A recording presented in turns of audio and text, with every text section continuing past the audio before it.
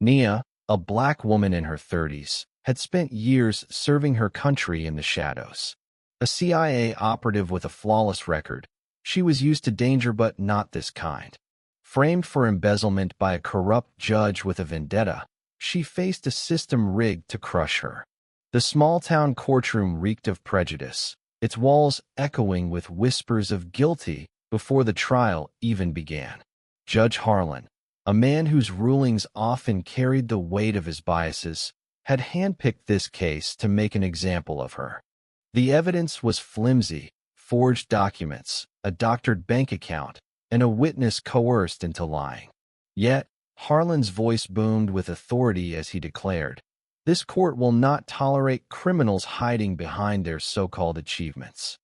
The words stung, but Nia's resolve didn't waver. She'd faced worse war zones, interrogations, betrayals. This was just another battlefield. As the prosecution droned on, Nia's mind raced.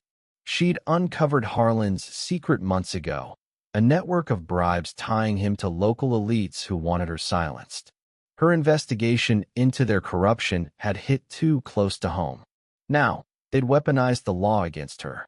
The jury, handpicked by Harlan, stared with cold eyes, already convinced of her guilt. The air grew thick with tension, each tick of the clock tightening the noose. But Nia wasn't alone. In her pocket, her CIA badge, a symbol of her truth, felt like a lifeline. She'd sent a coded distress signal to her team before the trial began. The question was when they'd arrive. Harlan leaned forward, his voice dripping with venom. "Miss Carter, your kind always thinks they can outsmart the system." The courtroom gasped, but Nia met his gaze, unflinching. "My kind," she said, her voice steady but sharp. "You mean someone who's fought for this country while you hide behind that bench?" The room erupted. Spectators whispered, reporters scribbled, and Harlan's face reddened. He slammed his gavel again, demanding order, but the cracks in his facade were showing. Nia's words had struck a nerve, exposing the prejudice he'd barely bothered to conceal. Then, the doors burst open. 3 CIA agents, clad in tactical gear, stormed in, their badges flashing under the fluorescent lights. "Stand down," their leader shouted, holding up a federal warrant. The courtroom descended into chaos.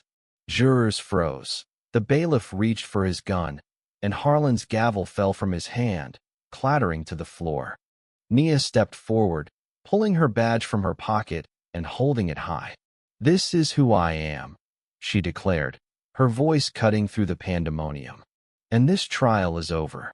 The crowd roared, some in support, others in protest as the agents flanked her, their presence a shield against the corrupt machinery of the court. Harlan stammered, his authority crumbling. "This is my courtroom," he bellowed, but the agents ignored him, presenting evidence of his corruption: wiretaps, bank records, and testimonies from whistleblowers Nia had protected. The truth poured out like a flood, drowning Harlan's lies. The forged documents were traced back to his allies. The witness recanted under pressure, and the jury's bias was exposed as part of his scheme. As the agents escorted Nia out, she turned to the crowd. "This isn't just about me," she said, her voice trembling with emotion. "It's about everyone who's been judged before they're heard." Her words hung in the air, a call to action for a system that had failed too many. Outside, the sun hit her face, and for the first time that day, she breathed freely. The fight wasn't over. Harlan's network was vast, and dismantling it would take time. But Nia had her team, her truth, and a fire that no courtroom could extinguish. The case became a national story, sparking protests and calls for reform. Harlan was suspended, his allies exposed, and Nia's name was cleared. But more than that, she'd shown the world what happens when courage meets injustice. The courtroom, once a stage for prejudice, became a battleground for truth, a reminder that even in the darkest corners, justice could fight back.